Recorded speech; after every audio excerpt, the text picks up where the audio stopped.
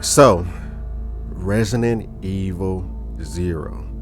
Look, this is a hard game to speak on for me. This is because while I do not hate the game at all, every time I sat down and think about what I wanted to talk about regarding it, I just came up with more negative things than positive things to say about it. I don't want to come off like I'm crapping on the game, but it genuinely is the worst of the old fixed camera angle games objectively. Not subjectively, but objectively. And I will explain why. Cue the intro.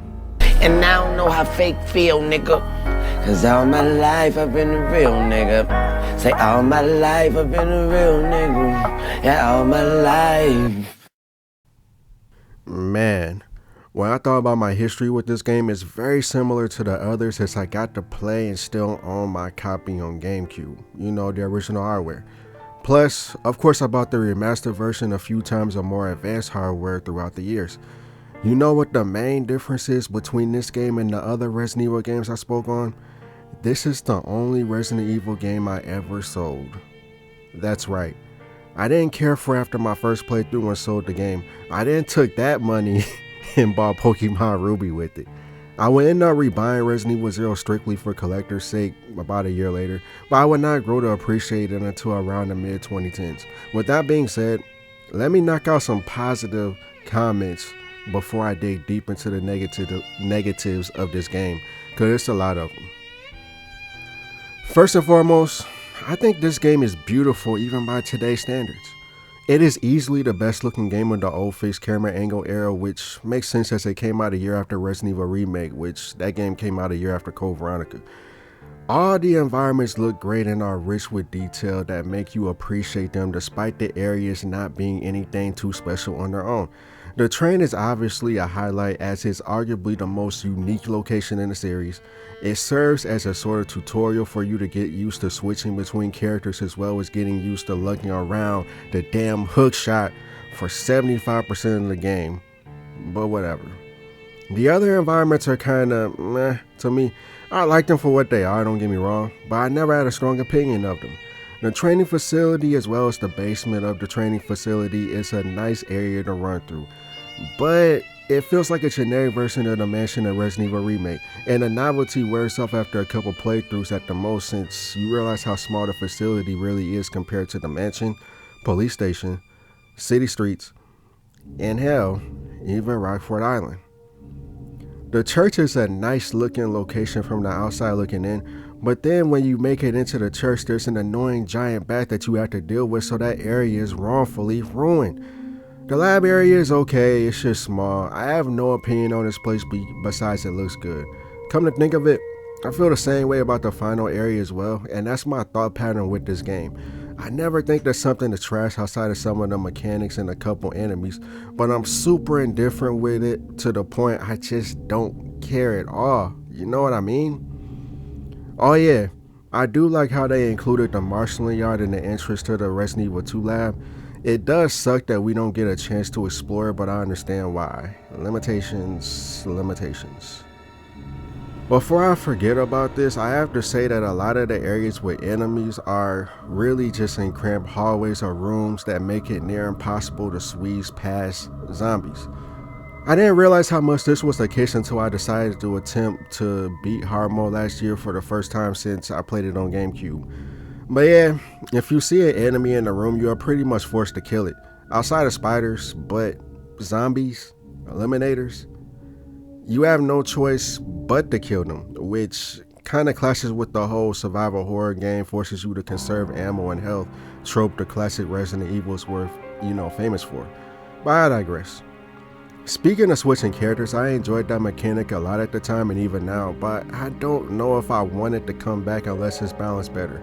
Billy is a stronger character that can take a bit of damage and has a lighter. Rebecca is so weak that if she was running and a piece of tissue paper dropped on her damn head, she would be in yellow caution. I have seen her go from fine to orange caution after one zombie bite, which is really stupid as she was qualified to be a part of this elite team of stars, Bravo team. Yeah, and I know she was a medic, but come on now. Besides that, she can throw Molotovs quicker than Billy since Billy acts like he never threw anything in his life prior to meeting him. She can also mix chemicals, which is vital for later areas in the game, for items and whatnot. You can switch ammo between them on the fly, and a few times when you are both separated yet in the same area, there will always conveniently be an elevator or some kind of lift you can transfer items to and from each other. Each of them only has 6 slots, which is another dumb design choice, which I will explain later, trust me. All this does is make the player just clear areas his Billy and have Rebecca be completely out of the way in some safe room with no enemies.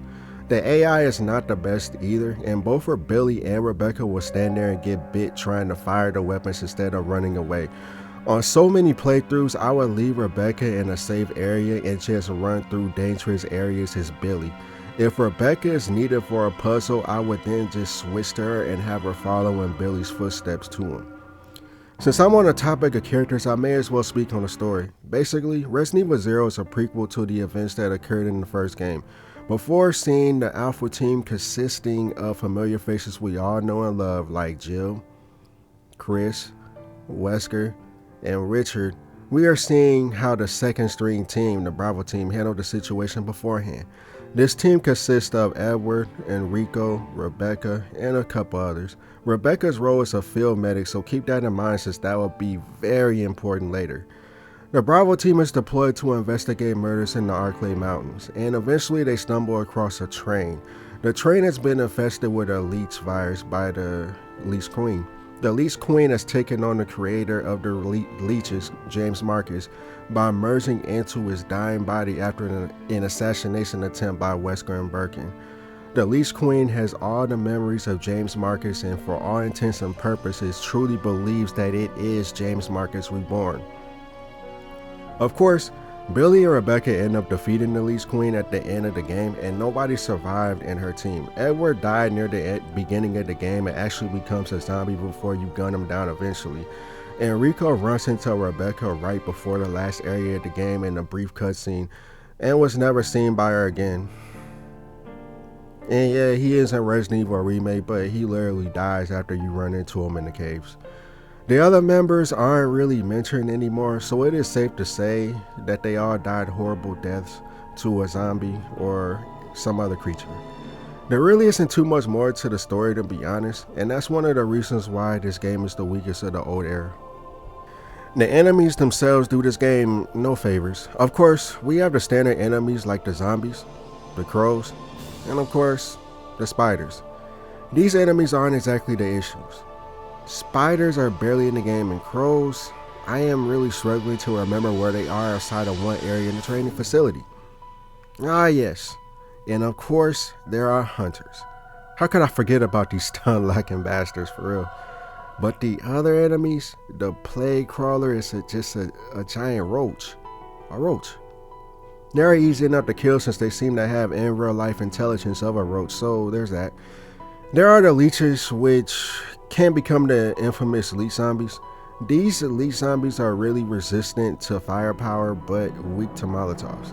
If you kill them with firepower, the top half of their body will get blown off and they will slowly walk towards you. When they get within a certain distance, the rest of their body will swell and then blow up, doing a decent amount of damage to Billy and damn near killing Rebecca. On the flip side, if you kill them with molotovs or a flame round from the grenade launcher, then they will just shrivel up and die on the spot with no explosion. Needless to say, I find these enemies super annoying, and if you don't know about their weakness to molotovs, they are a massive ammo sink. But neither are as bad as the eliminators. I really cannot stand these tiny monkeys. If you saw my Code Veronica video, then you know I hate the banner snatchers with damn near everything in me. The eliminators, they are neck and neck with the banner snatchers as being the worst enemy in the series. First off, their hitbox is obnoxiously small, so you're going to be aiming down a lot at them. Yes, one shotgun or rifle bullet will knock them back, but the issue comes into play if you forget that they spawn and run into a stun lock. If there is 2 of them attacking you at the same time, you may as well reset the game because you will either die an annoying death or you will be put in orange caution or danger from fine. These enemies seem to replace hunters and lickers as the more commonly placed deadly enemy, So even if you cleared an area, you may run into a few in that area leaping at you as soon as the door animation is over. Look, I could make an entire video just explaining why I hate this enemy, but I'm not going to do that. So, moving on. Do you see this thing? This giant frog is a lurker, and it has a move that is a one-hit kill. The second it spawns, it usually grabs you with its tongue and reels you in to eat you whole. The issue is that this leaves whoever was grabbed unable to shoot their weapons or even open up their inventory. Due to this, if a character is by themselves and this happens, it's game over. I have been playing this game since 2003.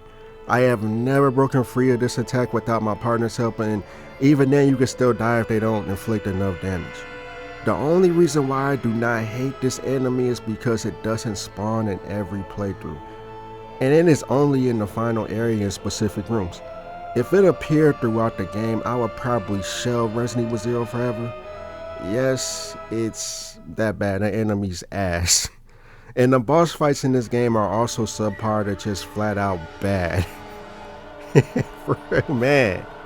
First off, you fight a giant scorpion on the train. This is probably the easiest boss to knife since when he gets close enough to hit you, basically any attack will not come back.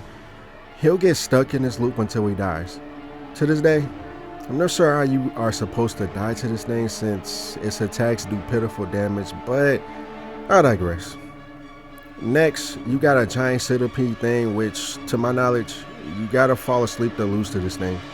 I had went to the bathroom, responded to a text, and came back, and it was still running around with Rebecca. Real talk. You also have a giant bat. Cool, huh? You would think. The bat is annoying and just try to swoop in, hit you, and swoop away.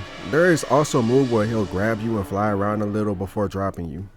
However, for some odd reason, the more you shoot him, the more little bats will spawn in the room.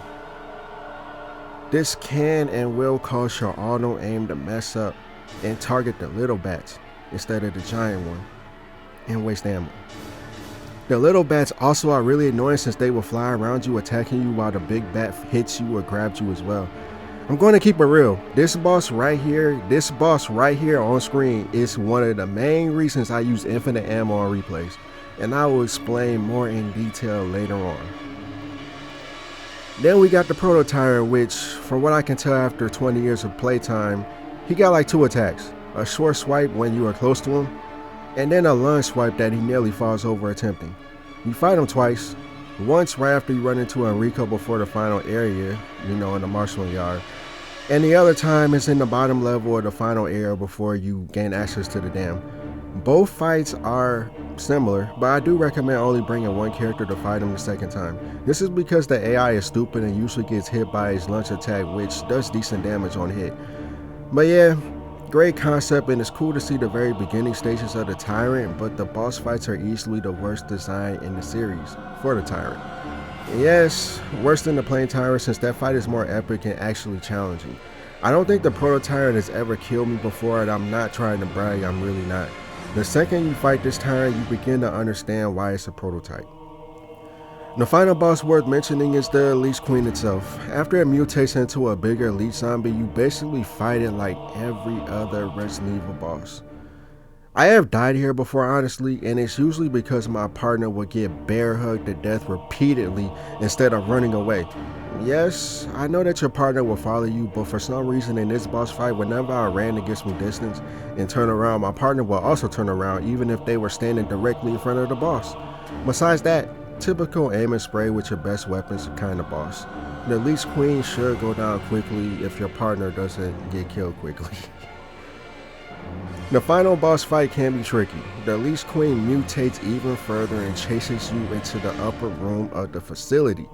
In this room, you realize the Queen is weak to sunlight. Your job is to distract the Queen while Rebecca runs to 4 valves and opens up the latch holding the ceiling together. Usually, this boss is easy, but something happened while I was recording gameplay. It killed me. See, as you can see, I am trapped in the corner with Rebecca. There's no way to knock him back, and every time Rebecca attempts to turn the valve, he tackles both of us. This happened until I died. Never happened to me before, but I have learned that weird things tend to happen when I record gameplay for this channel. Other than this situation, easy final boss.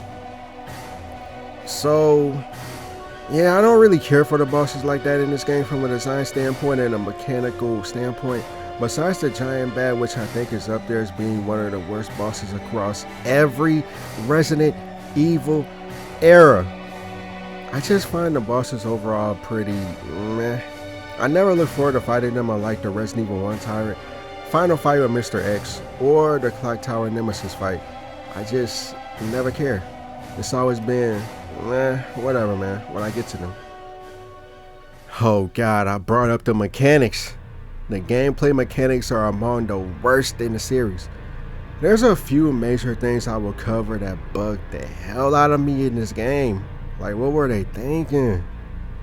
The first thing I want to bring up is how easy it is to get stun locked in this game. If you are using a weapon with a fast rate of fire like the grenade launcher or assault rifle, then you may get stun locked into death or near death.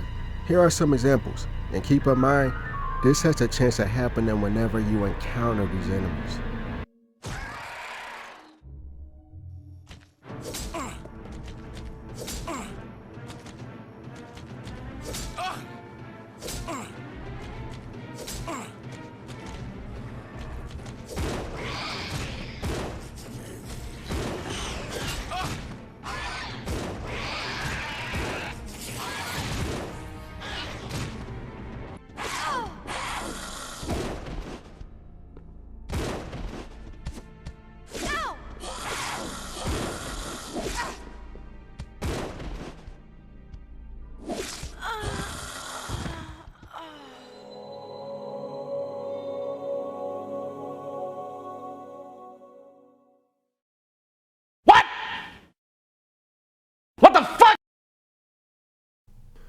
Do you see how annoying this can be?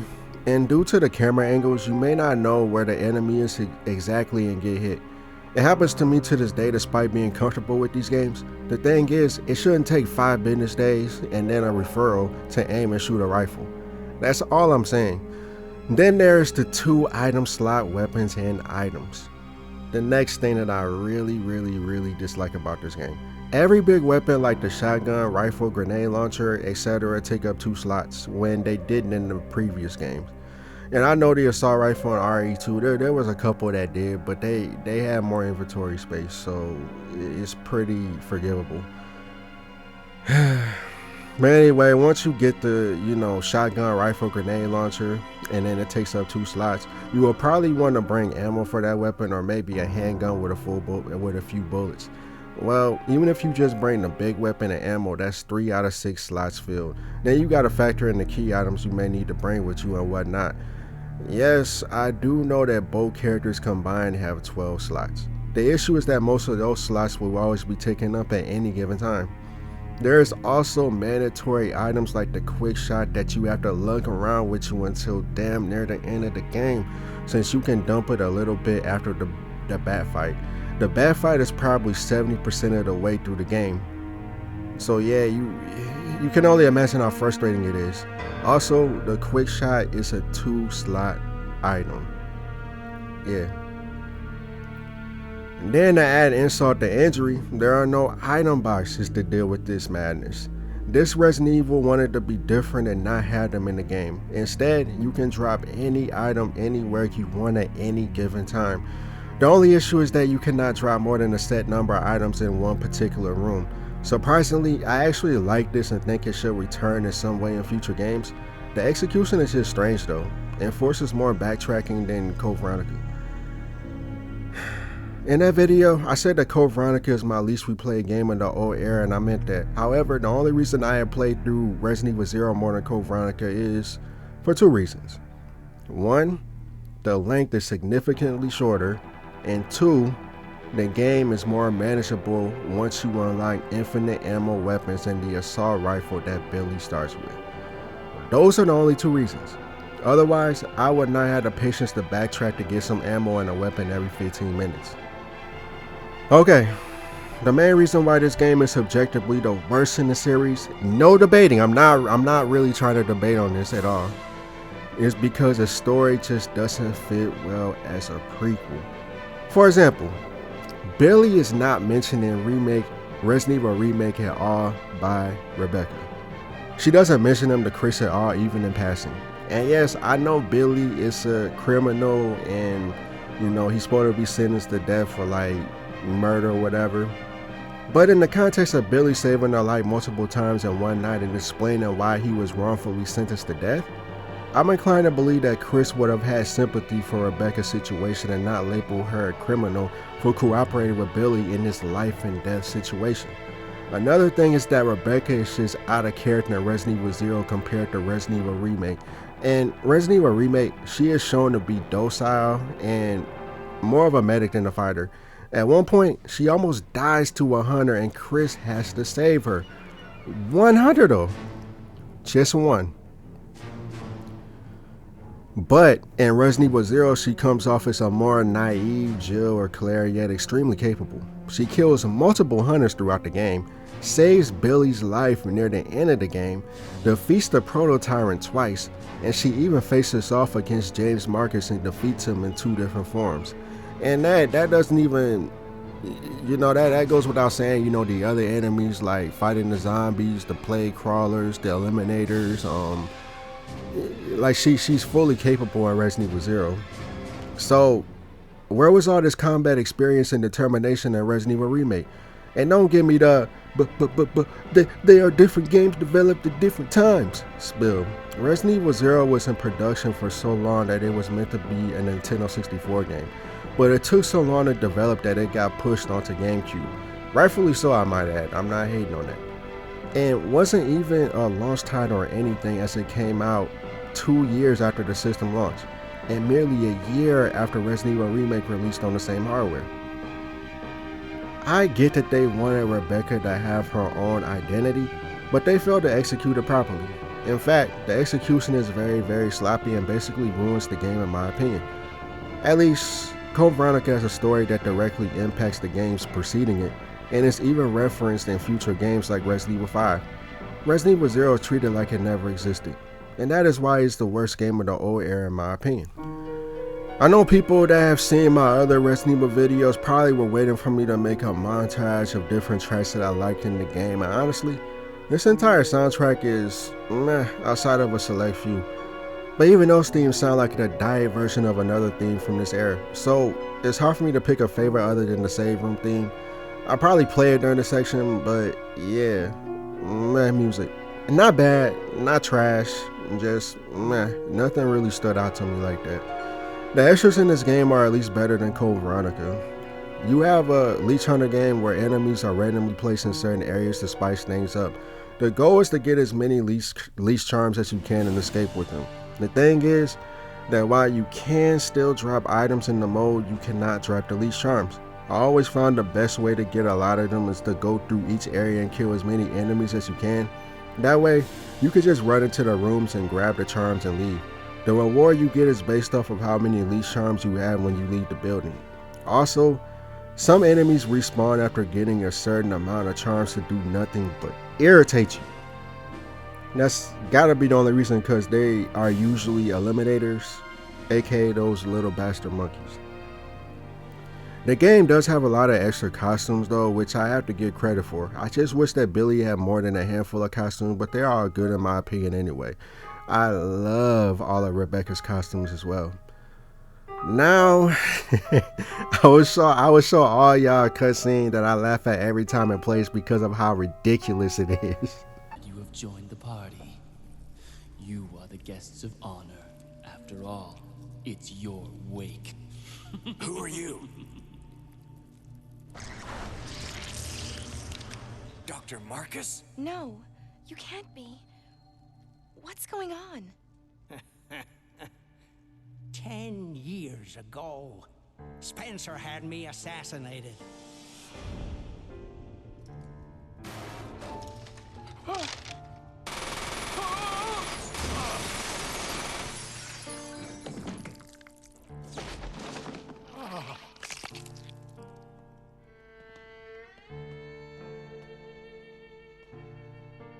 Oh, time to die, Doctor.